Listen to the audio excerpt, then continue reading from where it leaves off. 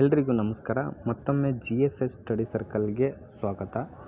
60 topic ಸರಣಿಯ ಭಾಗವಾಗಿ ನೋಡ್ತಾ ಇದ್ದೀವಿ. ಇದು 24ನೇ ಭಾಗ, ಭಾರತ ಸಂವಿಧಾನದ ಪ್ರಮುಖ ವಿಧಿಗಳು ಅಂತಕ್ಕಂಥದ್ದು. ಇಲ್ಲಿ ಎಲ್ಲ ಸ್ಪರ್ಧಾತ್ಮಕ ಪರೀಕ್ಷೆಯಲ್ಲೂ ಕೂಡ ವಿಧಿಗಳ ಮೇಲೆ ಪ್ರಶ್ನೆಗಳು ಕೇಳ್ತಾ ಹೋಗ್ತಾರೆ. ಅದಕ್ಕೋಸ್ಕರ ಪ್ರಮುಖವಾಗಿರತಕ್ಕಂಥ ಒಂದಿಷ್ಟು ವಿಧಿಗಳನ್ನು ಇಲ್ಲಿ ಡಿಸ್ಕಷನ್ ಮಾಡ್ತಾ ಹೋಗೋಣ. ಕೊನೆ ತನಕ ನೋಡಿ ಅಂತಕ್ಕಂಥದ್ದು. ಬನ್ನಿ ಶುರು ಮಾಡೋಣ. ಮೊದಲ ವಿಧಿ ಏನು ಹೇಳುತ್ತೆ ಅಂದರೆ, ದೇಶದ ಹೆಸರು ಭೂಪ್ರದೇಶ ಅಂತಕ್ಕಂಥದ್ದು, ಭಾರತ ಅಥವಾ ಇಂಡಿಯಾ ಅಂತಕ್ಕಂಥದ್ದು. ಇಲ್ಲಿ ಭೂಪ್ರದೇಶ ಅಂದರೆ ಅಷ್ಟು ಭಾರತದಲ್ಲಿರ್ತಕ್ಕಂಥ ರಾಜ್ಯಗಳು ಮತ್ತು ಕೇಂದ್ರಾಡಳಿತ ಪ್ರದೇಶಗಳನ್ನು ಒಳಗೊಂಡಿರ್ತಕ್ಕಂಥದ್ದು ಸೂಚಿಸ್ತದೆ ಅಂತ ಹೇಳ್ಬೋದು. ಒಟ್ಟು 28 ರಾಜ್ಯಗಳು, 8 ಕೇಂದ್ರಾಡಳಿತ ಪ್ರದೇಶಗಳು ಅಂತಕ್ಕಂಥದ್ದು ಗಮನಿಸಬಹುದು. ಇನ್ನು ಎರಡನೇದು ಏನು ಹೇಳುತ್ತೆ ಅಂದರೆ, ಎರಡನೇ ವಿಧಿ ಹೊಸ ರಾಜ್ಯಗಳ ಸ್ಥಾಪನೆ ಆಗಿರ್ಬೋದು. ಹೊಸ ರಾಜ್ಯಗಳ ಸ್ಥಾಪನೆ ಅಂತಕ್ಕಂಥದ್ದು ಇಲ್ಲಿ ಪ್ರಮುಖವಾಗಿ ರಾಜ್ಯಗಳನ್ನು ವಿಂಗಡಣೆ ಮಾಡೋದಾಗಿರ್ಬೋದು, ಅಥವಾ ಯುದ್ಧದಲ್ಲಿ ಹೊಸ ಪ್ರದೇಶಗಳನ್ನು ವಶಪಡಿಸಿಕೊಳ್ಳೋದಾಗಿರ್ಬೋದು. ಹಾಗೆಯೇ ಹೊಸದಾಗಿ ಪ್ರದೇಶಗಳನ್ನು ಗುರುತಿಸೋದಾಗಿರ್ಬೋದು. ಆ ಒಂದು ಪ್ರದೇಶಕ್ಕೆ ಒಂದು ರಾಜ್ಯದ ಹೆಸರನ್ನು ಕೊಡ್ತಕ್ಕಂಥದ್ದಾಗಿರ್ಬೋದು. ಹೀಗೆ ಹೊಸ ರಾಜ್ಯಗಳ ಸ್ಥಾಪನೆಯ ಉದ್ದೇಶವನ್ನು ಇಲ್ಲಿ ಎರಡನೇ ವಿಧಿಯಲ್ಲಿ ಹೇಳಲಾಗುತ್ತೆ ಅಂತಕ್ಕಂಥದ್ದು. ಇನ್ನು 5ನೇ ವಿಧಿ ಏನು ಹೇಳುತ್ತೆ ಪ್ರಮುಖವಾಗಿ ಅಂತಕ್ಕಂಥದ್ದು, ಪೌರತ್ವ ಮತ್ತು ನಾಗರಿಕತ್ವ ಅಂತಕ್ಕಂಥದ್ದು.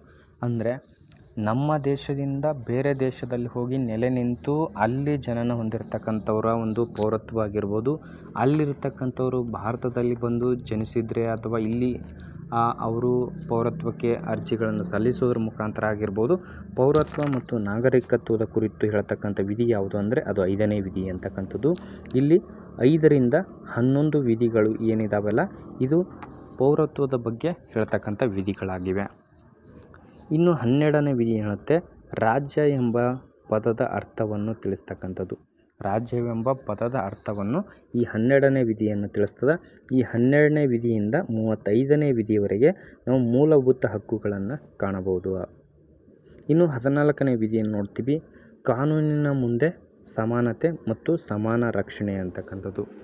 ಭಾರತೀಯರಾಗಿರ್ತಕ್ಕಂಥ ಪ್ರತಿಯೊಬ್ಬರು ಕಾನೂನಿನ ಮುಂದೆ ಸಮಾನರಾಗಿರ್ತಕ್ಕಂಥವರು ಮತ್ತು ಅವರಿಗೆ ಸಮಾನವಾದ ರಕ್ಷಣೆ ನೀಡಬೇಕು ಅಂತಕ್ಕಂಥದ್ದು ಈ 14ನೇ ವಿಧಿ ಹೇಳಲಾಗುತ್ತೆ. ಮುಂದೆ ನೋಡೋಣ. 15ನೇ ವಿಧಿ ಏನು ಹೇಳುತ್ತೆ ಅಂದರೆ, ಧರ್ಮ, ಜನಾಂಗ, ಜಾತಿ, ಲಿಂಗ ಅಥವಾ ಜನ್ಮಸ್ಥಳದ ಆಧಾರದ ಮೇಲೆ ತಾರತಮ್ಯ ಮಾಡುವಂತಿಲ್ಲ ಅಂತಕ್ಕಂಥದ್ದು. ಯಾವುದೇ ಧರ್ಮ ಆಗಿರ್ಬೋದು, ಜನಾಂಗ ಆಗಿರ್ಬೋದು, ಜಾತಿ, ಲಿಂಗ ಅಥವಾ ಜನ್ಮಸ್ಥಳದ ಆಧಾರ ಮೇಲೆ ವ್ಯಕ್ತಿಯನ್ನು ತಾರತಮ್ಯ ಮಾಡುವಂತಿಲ್ಲ, ಭೇದ ಭಾವ ಮಾಡುವಂತಿಲ್ಲ ಅಂತಕ್ಕಂಥದ್ದು ಈ 15ನೇ ವಿಧಿ ಹೇಳಲಾಗುತ್ತೆ. ಅದೇ ರೀತಿ 16ನೇ ವಿಧಿ ನೋಡ್ತೀವಿ, ಉದ್ಯೋಗದಲ್ಲಿ ಸಮಾನ ಅವಕಾಶ ಅಂತಕ್ಕಂಥದ್ದು. ಉದ್ಯೋಗದಲ್ಲಿ ಜಾತಿ ಅಥವಾ ಭಾಷೆ ಆಗಿರ್ಬೋದು, ಅಥವಾ ವ್ಯಕ್ತಿ ಆಗಿರ್ಬೋದು, ಅಥವಾ ಸ್ತ್ರೀ ಪುರುಷ ಆಗಿರ್ಬೋದು, ಯಾವುದೇ ಥರದ ಭೇದ ಭಾವ ಮಾಡುವಂತಿಲ್ಲ, ಸಮಾನವಾಗಿ ಅವಕಾಶ ಕೊಡಬೇಕು ಅಂತಕ್ಕಂಥದ್ದು ಈ 16ನೇ ವಿಧಿ ಹೇಳುತ್ತೆ. ಇನ್ನು 17ನೇ ವಿಧಿ ಏನು ಹೇಳುತ್ತೆ, ಇದು ಹಲವಾರು ಸ್ಪರ್ಧಾತ್ಮಕ ಪರೀಕ್ಷೆಯಲ್ಲಿ ಕೇಳ್ತಕ್ಕಂಥ ಪ್ರಶ್ನೆ ಆಗಿರ್ತದೆ.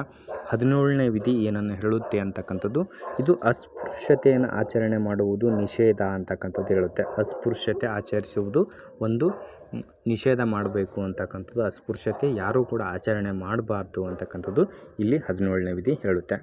ಇನ್ನು 18ನೇ ವಿಧಿ, ಬಿರುದುಗಳ ರದ್ದತಿ ಅಂತಕ್ಕಂಥದ್ದು. ಮೊದಲು ಭಾರತದಲ್ಲಿ ರಾಜ್ಯ ಮಹಾರಾಜರ ಆಡಳಿತಗಳಿದ್ದವು.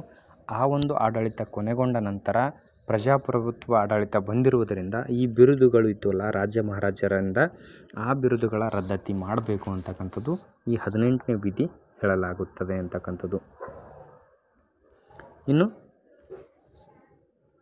ಒಂದು ವಿಧಿ ಮಿಸ್ ಆಗಿದೆ ಇಲ್ಲಿ. ನೆಕ್ಸ್ಟ್ ನೋಡೋಣ. 21A ವಿಧಿ ಏನು ಹೇಳುತ್ತೆ ಅಂದರೆ, ಶಿಕ್ಷಣ ಒಂದು ಮೂಲಭೂತ ಹಕ್ಕು ಅಂತಕ್ಕಂಥದ್ದು. 21A ವಿಧಿ ಏನು ಹೇಳುತ್ತೆ ಅಂದರೆ, ಶಿಕ್ಷಣ ಒಂದು ಮೂಲಭೂತ ಹಕ್ಕು ಅಂತಕ್ಕಂಥದ್ದು. 6ರಿಂದ 14 ವರ್ಷದ ಮಕ್ಕಳಿಗೆ ಶಿಕ್ಷಣವನ್ನು ಕೊಡಿಸ್ತಕ್ಕಂಥದ್ದು ಪೋಷಕರ ಕರ್ತವ್ಯ ಅಂತಕ್ಕಂಥದ್ದು ಕೂಡ ಇಲ್ಲಿ ಮೆನ್ಷನ್ ಆಗಿರುತ್ತೆ. ಇನ್ನು 23ನೇ ವಿಧಿ ಏನು ಹೇಳುತ್ತೆ ಅಂದರೆ, ಮಾನವನ ಕಳ್ಳ ಸಾಗಾಣಿಕೆ ಮಾಡುವುದು ನಿಷೇಧಿಸಲಾಗಿದೆ. ಮಾನವನ ಕಳ್ಳ ಸಾಗಾಣಿಕೆ ಮಾಡ್ತಕ್ಕಂಥದ್ದು ನಿಷೇಧಿಸಲಾಗಿದೆ ಅಂತಕ್ಕಂಥದ್ದು 23ನೇ ವಿಧಿ ಹೇಳುತ್ತೆ. ಇನ್ನು 24ನೇ ವಿಧಿ ಬಾಲಕಾರ್ಮಿಕ ನಿಷೇಧ ಅಂತಕ್ಕಂಥದ್ದು. ಅಂದರೆ 18 ವರ್ಷಕ್ಕಿಂತ ಒಳಗಿನ ಮಕ್ಕಳನ್ನು ದುಡಿಮೆಗಿಟ್ಟುಕೊಳ್ಳುವುದು ಬಾಲಕಾರ್ಮಿಕ ಪದ್ಧತಿಗೆ ಒಳಪಡುತ್ತೆ. ಅದನ್ನು ನಿಷೇಧ ಮಾಡಬೇಕಂತಕ್ಕಂಥದ್ದು 24ನೇ ವಿಧಿ ತಿಳಿಸಿಕೊಡ್ತಕ್ಕಂಥದ್ದು.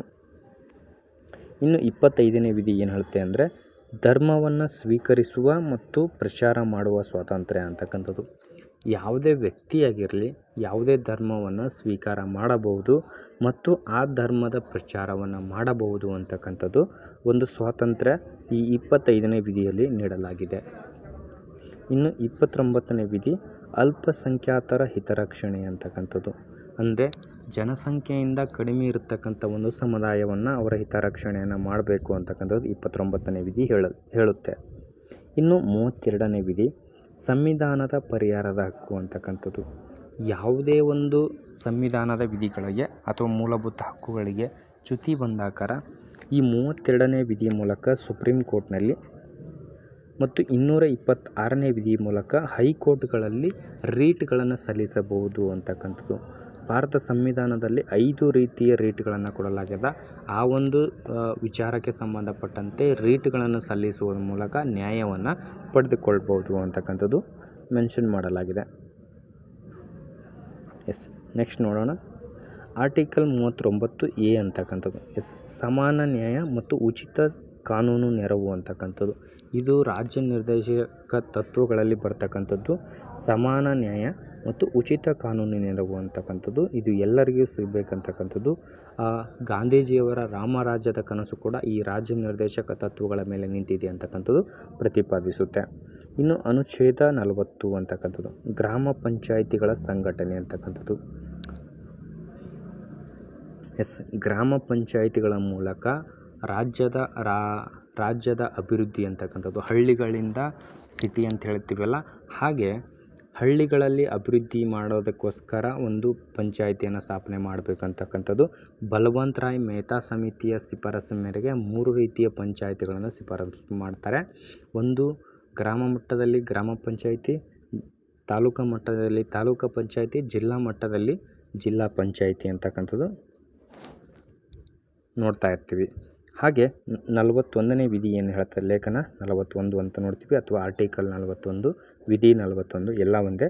ಇಲ್ಲಿ ಕೆಲಸ ಮಾಡುವ ಹಕ್ಕು ಮತ್ತು ಶಿಕ್ಷಣ, ಕೆಲವು ಸಂದರ್ಭಗಳಲ್ಲಿ ಸಾರ್ವಜನಿಕರ ಸಹಾಯ ಅಂತಕ್ಕಂಥದ್ದು ಕೊಡಲಾಗಿದೆ.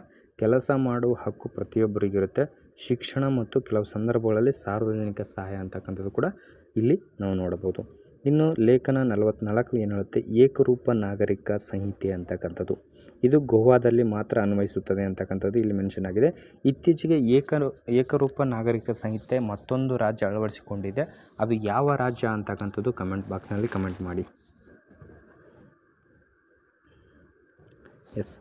ಆರ್ಟಿಕಲ್ 45 ಅಂತಕ್ಕಂಥದ್ದು ಏನು ಹೇಳುತ್ತೆ ಅಂದರೆ ಮಕ್ಕಳಿಗೆ ಉಚಿತ ಮತ್ತು ಕಡ್ಡಾಯ ಶಿಕ್ಷಣ ಅವಕಾಶ ಅಂತಕ್ಕಂಥದ್ದು. 45ನೇದು ಶಿಕ್ಷಣದ ಹಕ್ಕನ್ನು ಪ್ರತಿಪಾದಿಸ್ತಕ್ಕಂಥದ್ದು. ಮಕ್ಕಳಿಗೆ ಉಚಿತವಾಗಿ ಮತ್ತು ಕಡ್ಡಾಯ ಶಿಕ್ಷಣ ನೀಡಬೇಕು ಅಂತಕ್ಕಂಥದ್ದು.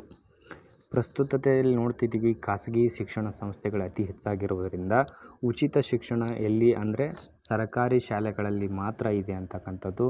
ದಯವಿಟ್ಟು ತಮ್ಮ ಮಕ್ಕಳನ್ನು ಸರ್ಕಾರಿ ಶಾಲೆಯಲ್ಲಿ ಓದಿಸಬೇಕು ಅಂತಕ್ಕಂಥದ್ದು. ಸರ್ಕಾರಿ ಶಾಲೆಗಳನ್ನು ಉಳಿಸಿ ಹಳೆಯ ಶಿಕ್ಷಣ ಸಂಸ್ಥೆಗಳನ್ನು ಬೆಳೆಸಿ ಅಂತಕ್ಕಂಥದ್ದು ಒಂದು ಸಣ್ಣ ಸಲಹೆ ಕೋರಿಕೆ ಅಂತಕ್ಕಂಥದ್ದು ಎಲ್ಲರೂ ಪಾಲನೆ ಮಾಡಿ. ಇನ್ನು ಆರ್ಟಿಕಲ್ 48 ಏನು ಹೇಳುತ್ತೆ ಅಂದರೆ ಕೃಷಿ ಮತ್ತು ಪಶು ಸಂಗೋಪನೆಯನ್ನು ಸಂಘಟನೆ ಮಾಡಬೇಕಾಗಿರ್ತಕ್ಕಂಥದ್ದು. ಕೃಷಿಗೆ ಹೆಚ್ಚಿನ ಪ್ರಾಶಸ್ತ್ಯವನ್ನು ನೀಡಬೇಕು. ಪಶುಗಳ ಸಂಗೋಪನೆ ಅಥವಾ ಗೋವುಗಳ ಸಾಕಾಣಿಕೆ ಮಾಡೋದರ ಮೂಲಕ ಗೋವಿನ ಸಂತತಿಯನ್ನು ಬೆಳೆಸಬೇಕು. ಅದನ್ನು ಹೆಚ್ಚಿನ ಮಟ್ಟದಲ್ಲಿ ಬೆಳವಣಿಗೆ ಹೊಂದೋದಕ್ಕೆ ಎಲ್ಲರೂ ಕೈಗೂಡಿಸಬೇಕು ಅಂತಕ್ಕಂಥದ್ದು 48ನೇ ವಿಧಿಯಲ್ಲಿ ಹೇಳಲಾಗಿದೆ. ಇನ್ನು 49ನೇ ವಿಧಿ ಸ್ಮಾರಕಗಳು ಮತ್ತು ಸ್ಥಳಗಳ ನೈಸರ್ಗಿಕ ಪ್ರಾಮುಖ್ಯತೆ ವಸ್ತುಗಳ ರಕ್ಷಣೆ ಮಾಡಬೇಕಾಗಿರ್ತಕ್ಕಂಥದ್ದು. ಹಿಂದೆ ಇರತಕ್ಕಂಥ ಸ್ಮಾರಕಗಳ ರಕ್ಷಣೆ ಮಾಡತಕ್ಕಂಥದ್ದು ಪ್ರತಿಯೊಬ್ಬರ ಜವಾಬ್ದಾರಿಯಾಗಿರ್ತದೆ. ಅವುಗಳನ್ನು ನಾಶ ಮಾಡದೇನೆ ಅವುಗಳನ್ನು ರಕ್ಷಣೆ ಮಾಡಿ ಬೆಳೆಸ್ತಾ ಹೋಗಬೇಕು ಅಂತಕ್ಕಂಥದ್ದು 49ನೇ ವಿಧಿ ಹೇಳಲಾಗಿದೆ. ಇನ್ನು 52ನೇ ವಿಧಿ ಭಾರತದ ರಾಷ್ಟ್ರಪತಿಗಳು ಅಂತಕ್ಕಂಥದ್ದು. 52ನೇ ವಿಧಿ ರಾಷ್ಟ್ರಪತಿಗಳ ಕುರಿತು ಹೇಳ್ತಕ್ಕಂಥ ವಿಧಿಯಾಗಿದೆ.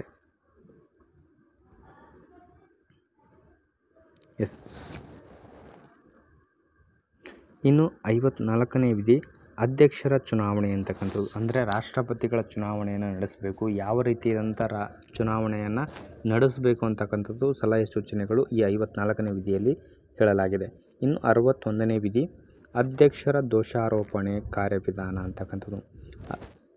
ಒಂದು ವೇಳೆ ರಾಷ್ಟ್ರಾಧ್ಯಕ್ಷರು ಕೂಡ ತಪ್ಪು ಮಾಡಿದಾಗ ಸಂಸತ್ತಿನಲ್ಲಿ ಅವರನ್ನು ದೋಷಾರೋಪಣೆ ಮಾಡಿ ಯಾವ ರೀತಿಯಾಗಿ ಮಾಡಿ ತೆಗೆದು ಹಾಕಬಹುದು ಅಂತಕ್ಕಂಥದ್ದು ಸಂಸತ್ತಿನಲ್ಲಿ ಯಾವ ರೀತಿಯಾಗಿ ಅದನ್ನು ಜಾರಿಗೊಳಿಸಬೇಕು ಅಂತಕ್ಕಂಥದ್ದು ಸೂಚನೆಗಳು 61ನೇ ವಿಧಿಯಲ್ಲಿ ಮೆನ್ಷನ್ ಮಾಡಲಾಗಿದೆ. ಇನ್ನು 63ನೇ ವಿಧಿ ಉಪರಾಷ್ಟ್ರಪತಿಗಳ ಕುರಿತು ಹೇಳಲಾಗಿದೆ. ಇನ್ನು 72ನೇ ವಿಧಿ ನೋಡ್ತೀವಿ ಅಧ್ಯಕ್ಷರ ಕ್ಷಮಾದಾನ ಅಧಿಕಾರಗಳು ಅಂತಕ್ಕಂಥದ್ದು. ಒಂದು ವೇಳೆ ಯಾವುದೇ ತಪ್ಪಿಗೆ ಅಪರಾಧ ಮಾಡಿದರೆ ಕೊನೆಯ ಒಂದು ಅವಕಾಶ ಇರುತ್ತೆ ರಾಷ್ಟ್ರಪತಿಗಳ ಕ್ಷಮಾದಾನ ಅಂತಕ್ಕಂಥದ್ದು. ಇಲ್ಲಿ ರಾಷ್ಟ್ರಪತಿಗಳ ಒಂದು ಅಧಿಕಾರದ ಬಗ್ಗೆ ಹೇಳಲಾಗಿದೆ. ಇನ್ನು 76ನೇ ವಿಧಿ ಭಾರತದ ಅಟಾರ್ನಿ ಜನರಲ್ ಅವರ ಕುರಿತು ಹೇಳ್ತಕ್ಕಂಥ ವಿಧಿ. ಅಟಾರ್ನಿ ಜನರಲ್ ಎಷ್ಟನೇ ವಿಧಿ ಹೇಳುತ್ತೆ ಅಂದರೆ ಅದು 76ನೇ ವಿಧಿ. ಇನ್ನು 79ನೇ ವಿಧಿ ಸಂಸತ್ತಿನ ಸಂವಿಧಾನ ಅಂತಕ್ಕಂಥದ್ದು ಹೇಳ್ತಾ ಹೋಗ್ತೀವಿ. ಸಂಸತ್ತು ಯಾವ ರೀತಿಯಾಗಿ ರಚನೆ ಆಗಿರುತ್ತೆ, ಸಂಸತ್ತಿನಲ್ಲಿ ಏನು ನಿಯಮಾವಳಿಗಳಿವೆ ಅಂತಕ್ಕಂಥದ್ದು 79ನೇ ವಿಧಿಯಲ್ಲಿ ತಿಳಿಸಲಾಗಿದೆ. ಇನ್ನು 80ನೇ ವಿಧಿ ಏನು ಹೇಳುತ್ತೆ ಅಂದರೆ ರಾಜ್ಯಸಭೆಯ ಸಂಯೋಜನೆ ಅಥವಾ ರಾಜ್ಯಸಭೆಯ ರಚನೆ ಕುರಿತು ಹೇಳಲಾಗುತ್ತೆ. ಎಷ್ಟು ರಾಜ್ಯಸಭೆಯ ಸದಸ್ಯರಿರಬೇಕು, ಎಷ್ಟು ಮಂತ್ರಿಮಂಡಲ ಇರಬೇಕು ಅಂತಕ್ಕಂಥ ಎಲ್ಲ ಸಂಪೂರ್ಣ ಒಂದು ವಿವರಣೆ ಎಲ್ಲಿದೆ ಅಂದರೆ 80ನೇ ವಿಧಿ. ಇನ್ನು ಲೋಕಸಭೆಯ ಬಗ್ಗೆ 81ನೇ ವಿಧಿ ಹೇಳಲಾಗಿದೆ. ರಾಜ್ಯಸಭೆ 80ನೇ ವಿಧಿ, ಲೋಕಸಭೆಯ 81ನೇ ವಿಧಿಯಲ್ಲಿ ಹೇಳಲಾಗಿದೆ ಅಂತಕ್ಕಂಥದ್ದು. ಇನ್ನು ವಾರ್ಷಿಕ ಹಣಕಾಸು ಬಜೆಟ್ ಅಂತ ನೋಡ್ತೀವಿ. ಬಜೆಟ್ ಬಗ್ಗೆ ಹೇಳ್ತಕ್ಕಂಥ ವಿಧಿ ಯಾವುದು ಅಂದರೆ ಅದು 112ನೇ ವಿಧಿ. ಅದು ಪ್ರಸ್ತುತ ಅದು ಒಂದು ಎಮರ್ಜೆನ್ಸಿ ನಂಬರ್ ಆಗಿ ಪೊಲೀಸ್ ಇಲಾಖೆ ಆಗಿರ್ಬೋದು, ಪ್ರತಿಯೊಂದು ಇಲಾಖೆಗೆ ಸಂಬಂಧಪಟ್ಟಂತೆ ಎಮರ್ಜೆನ್ಸಿ ನಂಬರ್ ಆಗಿ 112 ಬಳಕೆ ಮಾಡಲಾಗುತ್ತೆ. ಆರ್ಟಿಕಲ್ ನಂಬರ್ 123 ಸಂಸತ್ತಿನ ವಿರಾಮ ಸಮಯದಲ್ಲಿ ಸುಗ್ರೀವಾಜ್ಞೆಗಳನ್ನು ಪ್ರಕಟಿಸುವ ಅಧ್ಯಕ್ಷರ ಅಧಿಕಾರ ಅಂತಕ್ಕಂಥದ್ದು. ಭಾರತದ ರಾಷ್ಟ್ರಪತಿಗಳು ಸುಗ್ರೀವಾಜ್ಞೆಯನ್ನು ಯಾವ ವಿಧಿಯ ಮೂಲಕ ಹೊರಡಿಸ್ತಾರೆ ಅಂತ ಪ್ರಶ್ನೆ ಕೇಳಿದ್ರೆ ಅದು 123ನೇ ವಿಧಿಯ ಪ್ರಕಾರ ಅಂತಕ್ಕಂಥದ್ದು ಆಯ್ಕೆ ಸರಿಯಾಗಿರುತ್ತೆ. 224ನೇ ವಿಧಿ ಪ್ರಕಾರ ಭಾರತದಲ್ಲಿ ಸುಪ್ರೀಂ ಕೋರ್ಟ್ ಸ್ಥಾಪನೆ ಅಂತಕ್ಕಂಥದ್ದು. ಒಂದು ಪ್ರಶ್ನೆ ಇಲ್ಲಿ, ಭಾರತದಲ್ಲಿ ಮೊಟ್ಟ ಮೊದಲು ಸ್ಥಾಪನೆಯಾಗಿರ್ತಕ್ಕಂಥ ಸುಪ್ರೀಂ ಕೋರ್ಟ್ ಎಲ್ಲಿದೆ ಅಂತಕ್ಕಂಥದ್ದು. 148ನೇ ವಿಧಿ ಏನು ಹೇಳುತ್ತೆ ಅಂದರೆ ಕಂಟ್ರೋಲರ್ ಮತ್ತು ಆಡಿಟರ್ ಜನರಲ್ ಆಫ್ ಇಂಡಿಯಾ ಅಂತಕ್ಕಂಥ ಇವರ ಕುರಿತು ಮಾಹಿತಿ ನೀಡ್ತಕ್ಕಂಥ ವಿಧಿ ಯಾವುದು ಅಂದರೆ ಅದು 148ನೇ ವಿಧಿ. ಇನ್ನು 149ನೇ ವಿಧಿ CAG ಕಂಟ್ರೋಲರ್ ಮತ್ತು ಆಡಿಟರ್ ಜನರಲ್ ಕರ್ತವ್ಯ ಮತ್ತು ಅಧಿಕಾರಗಳ ಕುರಿತು ಹೇಳ್ತಕ್ಕಂಥ ವಿಧಿ 149ನೇ ವಿಧಿಯಾಗಿದೆ. ಮುಂದೆ ನೋಡ್ತಾ ಹೋಗೋಣ. ಅನುಚ್ಛೇದ 153 ರಾಜ್ಯದ ರಾಜ್ಯಪಾಲರು ಅಂತಕ್ಕಂಥದ್ದು. ಅಂದರೆ ಒಂದು ರಾಜ್ಯ ಅಥವಾ ಒಂದಕ್ಕಿಂತ ಹೆಚ್ಚು ರಾಜ್ಯಗಳಿಗೆ ಸಂಬಂಧಪಟ್ಟಂತೆ ರಾಜ್ಯಪಾಲರ ನೇಮಕಾತಿ ಕುರಿತು ಹೇಳ್ತಕ್ಕಂಥ ವಿಧಿ ಇದೆ. ಇನ್ನು 165ನೇ ವಿಧಿ ರಾಜ್ಯದ ಅಡ್ವೊಕೇಟ್ ಜನರಲ್ ಕುರಿತು ಹೇಳ್ತಕ್ಕಂಥ ವಿಧಿಯಾಗಿದೆ. ರಾಜ್ಯದಲ್ಲಿ ಒಬ್ಬರು ಅಡ್ವೊಕೇಟ್ ಜನರಲ್ ಇರಬೇಕು ಅಂತಕ್ಕಂಥದ್ದು 165ನೇ ವಿಧಿ ಹೇಳಲಾಗುತ್ತೆ. ಇನ್ನು 213ನೇ ವಿಧಿ ಸುಗ್ರೀವಾಜ್ಞೆಗಳನ್ನು ಪ್ರಕಟಿಸುವ ರಾಜ್ಯಪಾಲರ ಅಧಿಕಾರ ಅಂತಕ್ಕಂಥದ್ದು. ಅಲ್ಲಿ ಮೇಲ್ಗಡೆ ಅಧ್ಯಕ್ಷರು ಹೇಗೆ ರಾಜ್ಯದಲ್ಲಿ ರಾಜ್ಯಪಾಲರ ಅಧಿಕಾರಗಳು ಕೂಡ ಸೇಮ್ ಅವರನ್ನೇ ಹೋಲಿಕೆ ಆಗ್ತಕ್ಕಂಥವು. ಇನ್ನು 226ನೇ ವಿಧಿ ಪ್ರಕಾರ ಕೆಲವು ರೀಟ್ಗಳನ್ನು ಹೊರಡಿಸುವ ಉಚ್ಚ ನ್ಯಾಯಾಲಯದ ಅಧಿಕಾರವಾಗಿದೆ. ಆವಾಗಲೇ ನೋಡಿದ್ದೀವಿ 32ನೇ ವಿಧಿ ಪ್ರಕಾರ ಸುಪ್ರೀಂ ಕೋರ್ಟು, 226ನೇ ವಿಧಿ ಪ್ರಕಾರ ಹೈಕೋರ್ಟ್ಗಳಿಗೆ ರೀಟ್ಗಳನ್ನು ಹೊರಡಿಸುವ ಮುಖಾಂತರ ನ್ಯಾಯವನ್ನು ಪಡೆದುಕೊಳ್ಬೋದು ಅಂತಕ್ಕಂಥದ್ದು ನೋಡಿದ್ವಿ. 266ನೇ ವಿಧಿ ಪ್ರಕಾರ ಕನ್ಸಾಲಿಡೇಟೆಡ್ ಫಂಡ್ ಮತ್ತು ಸಾರ್ವಜನಿಕ ಖಾತೆಗಳ ನಿಧಿ ಅಂತಕ್ಕಂಥದ್ದು ಇಲ್ಲಿ ಸೂಚಿಸುತ್ತದೆ. ಇನ್ನು 267ನೇ ವಿಧಿ ಭಾರತದ ಆಕಸ್ಮಿಕ ನಿಧಿ ಅಂತಕ್ಕಂಥದ್ದು ಅಥವಾ ಎಮರ್ಜೆನ್ಸಿ ಫಂಡ್ ಅಂತ ಕರಿತೀವಿ. 267ನೇ ವಿಧಿ ತಿಳಿಸ್ತದೆ. ಇನ್ನು 280ನೇ ವಿಧಿ ಹಣಕಾಸು ಆಯೋಗದ ಕುರಿತು ಮಾಹಿತಿಯನ್ನು ನೀಡ್ತಕ್ಕಂಥದ್ದು. ಹಣಕಾಸು ಆಯೋಗ ರಚನೆಯಾಗಿದ್ದು 280ನೇ ವಿಧಿಯ ಪ್ರಕಾರ ಅಂತಕ್ಕಂಥದ್ದು. ಇನ್ನು ಆರ್ಟಿಕಲ್ 300A ವಿಧಿ ನೋಡ್ತೀವಿ. ಇದು ಆಸ್ತಿಯ ಹಕ್ಕು ಅಂತಕ್ಕಂಥದ್ದು. ಪ್ರಸ್ತುತ ಮೂಲಭೂತ ಹಕ್ಕುಗಳಲ್ಲಿ ಪಟ್ಟಿಯಲ್ಲಿರತಕ್ಕಂಥ 7 ಮೂಲಭೂತ ಹಕ್ಕುಗಳಿದ್ದು ಆಸ್ತಿ ಹಕ್ಕನ್ನು ಅದೊಂದು ಪ್ರಸ್ತುತತೆಯಲ್ಲಿ 300A ವಿಧಿಯಲ್ಲಿ ಕಾನೂನಿನ ಹಕ್ಕಾಗಿದೆ ಅಂತಕ್ಕಂಥದ್ದು. ಮೂಲಭೂತ ಹಕ್ಕುಗಳ ಪಟ್ಟಿಯಿಂದ ತೆಗೆದುಹಾಕಿ ಪ್ರಸ್ತುತ ಅದು ಏನಾಗಿದೆ ಅಂದರೆ ಅದೊಂದು ಕಾನೂನು ಹಕ್ಕು ಅಂತೇಳಿ ಕರೆಯಲಾಗುತ್ತೆ. ಇನ್ನು ಆರ್ಟಿಕಲ್ 312ನೇ ವಿಧಿ ಅಖಿಲ ಭಾರತ ಸೇವೆಗಳಂತೇಳಿ ಕರಿತೀವಿ. UPSC ಆಗಿರ್ಬೋದು, ಹೀಗೆ ಹಲವಾರು ಅಖಿಲ ಭಾರತ ಸೇವೆಗಳನ್ನು ಒದಗಿಸ್ತಕ್ಕಂಥದ್ದು 312ನೇ ವಿಧಿಯ ಪ್ರಕಾರ. ಇನ್ನು 315ನೇ ವಿಧಿಯ ಪ್ರಕಾರ ಒಕ್ಕೂಟ ಮತ್ತು ರಾಜ್ಯಗಳಿಗೆ ಸಾರ್ವಜನಿಕ ಸೇವಾ ಆಯೋಗಗಳು ಅಂತೇಳಿ ಕರಿತೀವಿ. ಆಯೋಗಗಳನ್ನು ರಚನೆ ಮಾಡೋದಾಗಿರ್ಬೋದು, ಅಧ್ಯಕ್ಷರನ್ನು ನೇಮಕ ಮಾಡ್ತಕ್ಕಂಥದ್ದಾಗಿರೋ ಪ್ರತಿಯೊಂದು ಕೂಡ 315ನೇ ವಿಧಿಯ ಪ್ರಕಾರ ಮಾಡಲಾಗುತ್ತೆ ಅಂತಕ್ಕಂಥದ್ದು. ಆರ್ಟಿಕಲ್ ನಂಬರ್ 338 ಅಂತ ಕರಿತೀವಿ. ಇದು SC/ST ರಾಷ್ಟ್ರೀಯ ಆಯೋಗದ ಕುರಿತು ಮಾಹಿತಿಯನ್ನು ನೀಡ್ತಕ್ಕಂಥದ್ದು. ಇನ್ನು 352ನೇ ವಿಧಿ ತುರ್ತು ಪರಿಸ್ಥಿತಿಯನ್ನು ಘೋಷಣೆ ಮಾಡ್ತಕ್ಕಂಥ ರಾಷ್ಟ್ರೀಯ ತುರ್ತು ಪರಿಸ್ಥಿತಿ ಅಂತ ನೋಡ್ತೀವಿ. 352ನೇ ವಿಧಿ ಪ್ರಕಾರ ರಾಷ್ಟ್ರೀಯ ತುರ್ತು ಪರಿಸ್ಥಿತಿ. 356ನೇ ಪ್ರಕಾರ ರಾಜ್ಯ ತುರ್ತು ಪರಿಸ್ಥಿತಿ ಅಧ್ಯಕ್ಷರ ಆಳ್ವಿಕೆ ಅಥವಾ ರಾಷ್ಟ್ರಪತಿಗಳ ಆಳ್ವಿಕೆ ಅಂತ ಕರಿತೀವಿ. ಇನ್ನು 360ನೇ ವಿಧಿ ಪ್ರಕಾರ ಆರ್ಥಿಕ ತುರ್ತು ಪರಿಸ್ಥಿತಿ ಅಂತ ಕರಿತೀವಿ. ಇವೆರಡೂ ಕೂಡ ಘೋಷಣೆ ಆಗಿದೆ. ಆದರೆ ಹಣಕಾಸಿನ ತುರ್ತು ಪರಿಸ್ಥಿತಿ ಇಲ್ಲಿವರೆಗೆ ಯಾವುದೇ ರೀತಿ ಘೋಷಣೆ ಆಗಿಲ್ಲ. ಒಂದು ನೆಗೆಟಿವ್ ಪ್ರಶ್ನೆ ಬರ್ಬೋದು, ಇಲ್ಲಿಯವರೆಗೆ ಭಾರತದಲ್ಲಿ ಎಷ್ಟು ಬಾರಿ ಹಣಕಾಸು ತುರ್ತು ಪರಿಸ್ಥಿತಿ ಘೋಷಣೆ ಆಗಿದೆ ಅಂತ ಕೇಳ್ತಾರೆ. ಯಾವುದೂ ಅಲ್ಲ ಅಂತೇಳಿ ಹಾಕಬೇಕಾಗುತ್ತೆ. ಒಂದು ಬಾರಿಯೂ ಕೂಡ ಹಣಕಾಸಿನ ತುರ್ತು ಪರಿಸ್ಥಿತಿ ಘೋಷಣೆಯಾಗಿಲ್ಲ ಅಂತಕ್ಕಂಥದ್ದು. ಮುಂದೆ ನೋಡೋಣ. 368ನೇ ವಿಧಿ ಸಂವಿಧಾನ ತಿದ್ದುಪಡಿ ಮಾಡಲು ಸಂಸತ್ತಿನ ಅಧಿಕಾರ ಅಂತ ನೋಡ್ತೀವಿ. ನಾವು ದಕ್ಷಿಣ ಆಫ್ರಿಕಾದಿಂದ ಒಂದು ಸಂವಿಧಾನ ತಿದ್ದುಪಡಿ ವಿಧಾನಗಳನ್ನು ಎರವಲಾಗಿ ಪಡ್ಕೊಂಡಿರ್ತೀವಿ. 368ನೇ ವಿಧಿ ಪ್ರಕಾರ ಸಂವಿಧಾನ ತಿದ್ದುಪಡಿ ಮಾಡುವ ಸಂಸತ್ತಿನ ಅಧಿಕಾರಗಳ ಬಗ್ಗೆ ಮಾಹಿತಿಯನ್ನು ನೀಡುತ್ತೆ. ಇನ್ನು ಆರ್ಟಿಕಲ್ 371J ಅಂತಕ್ಕಂಥದ್ದು ಹೈದರಾಬಾದ್ ಕರ್ನಾಟಕ ಪ್ರದೇಶಕ್ಕೆ ವಿಶೇಷ ಸ್ಥಾನಮಾನ ನೀಡ್ತಕ್ಕಂಥದ್ದು. ಶಿಕ್ಷಣದಲ್ಲಿ ಆಗಿರ್ಬೋದು ಅಥವಾ ಸರ್ಕಾರಿ ಸೇವೆಗಳಲ್ಲಾಗಿರ್ಬೋದು ಒಂದು ವಿಶೇಷ ಸ್ಥಾನಮಾನವನ್ನು ನೀಡ್ತಕ್ಕಂಥ ಒಂದು ಆರ್ಟಿಕಲ್ ಯಾವುದಾಗಿದೆ 371J ವಿಧಿ ಅಂತಕ್ಕಂಥದ್ದು. 7 ಜಿಲ್ಲೆಗಳಿಗೆ ಸಂಬಂಧಪಟ್ಟಿರ್ತಕ್ಕಂಥದ್ದು.